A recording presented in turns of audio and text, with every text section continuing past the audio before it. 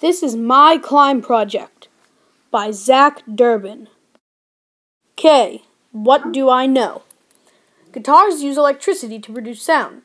Different size guitars produce different sounds. Most guitars are made out of wood, and guitars come in many different shapes and sizes. W. What do I want to know? How do the different materials and components in a guitar affect the sound and playability? And how does a scale-size guitar compare to a regular-size guitar? H. How do I find out? I can find out by doing research with books and the internet. I can build a scale-size guitar and compare it to a regular one, and I can research the different materials used in building a guitar. L. What have I learned? I have learned that a scale-size guitar is completely different than a regular guitar, other than the fact that they are both guitars. I have also learned that components such as string type, wood type, wiring, and size affect the sound of a guitar, although they are generally equally usable. A. What action will I take?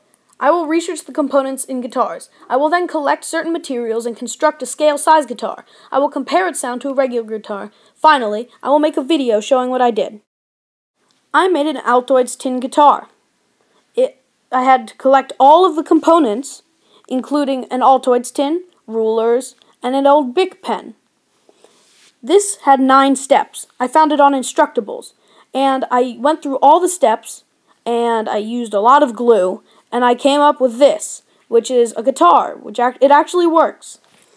And I compared its sound to a regular guitar sound, and I concluded that the sound of this and the sound of the regular guitar are way different. Q. What new questions do I have? How many different types of guitars are out there? How difficult is it, and how long does it take to build a regular-sized guitar? And why are some materials more expensive in guitars than others? Here's my one citation from Instructables. Thanks for watching! This was an awesome project.